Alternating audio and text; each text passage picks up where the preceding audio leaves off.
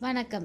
இனி 500, 1000 நோட்டுகள் செல்லாது. அடுத்தது என்ன செய்யலாம்? இன்று நள்ளிரவு முதல் 500, 1000 நோட்டுகள் செல்லாது என்று பிரதமர் மோடி திடீரென அறிவித்துள்ளார்.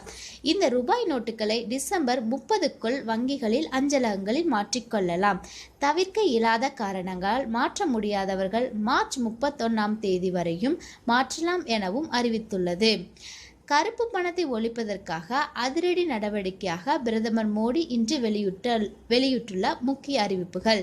இன்று நள்ளிரவு முதல் 500, 1000 நோட்டுகள் செல்லாது. 500, 1000 நோட்டுகளை மாற்றிக்கொள்ள 50 நாட்கள் அவகாசம்.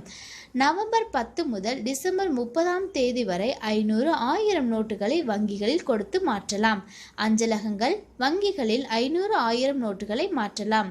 அரசு மருத்துவமனை, பெட்ரோல் பங்குகளில் நவம்பர் 11ஆம் தேதி வரை 500, 1000 நோட்டுகள் செல்லும்.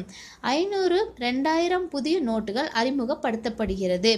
டிசம்பர் 30க்குள் தவிர்க்க முடியாத காரணங்களால் மாற்ற முடியாதவர்கள் மார்ச் 31ஆம் தேதிக்குள் மாற்றலாம். நாடு முழுவதும் வங்கிகள் நாளை மூடப்படும். வங்கி, அஞ்சலகங்களில் எந்த பண பரிவர்த்தனையும் நடைபெறாது. நாளையும் நாளை மறுநாளும் நாடு முழுவதும் ஏடிஎம்கள் மூடப்படும். விமான நிலையம், ரயில் டிக்கெட், மருந்தகங்களில் 500, 1000 தற்காலிகமாக செல்லும்.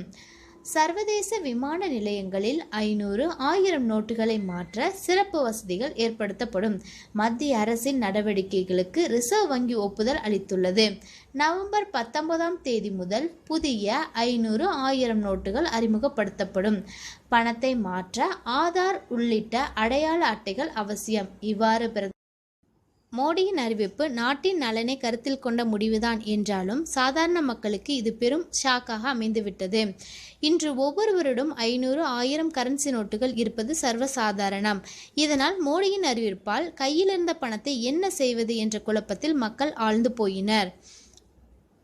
சென்னை பல இடங்களிலும் மோடியின் அறிவிப்பால் அதிர்ச்சியடைந்த மக்கள் வீட்டிலிருந்த 500, 1000 நோட்டுகளை மாற்ற அலைபாய்ந்ததை காண முடிந்தது. மொத்த கடைகள் உள்ளிட்ட பல இடங்களுக்கு சென்ற மக்கள் சில்லறைகளை மாற்றுவதை பார்க்க முடிந்தது. திடீரென மக்கள் 500, 1000 நோட்டுகளுடன் வந்தால் கடைக்காரர் குழம்பி போய்விட்டார். விஷயம் தெரிந்ததும் அவர்களும் அதிர்ந்து போயினர். டாஸ்மாக் கடைகளிலும் மக்கள் ரூபாய் நோட்டுகளை மாற்றுவதை பார்க்க முடிந்தது. அவர்கள் எப்படியும் மொத்தமாக வங்கியில்தான் பணத்தை செலுத்துவார்கள் என்பதால் ரூபாய் நோட்டுகளை வாங்கி கொண்டு சில்லறை கொடுத்தனர்.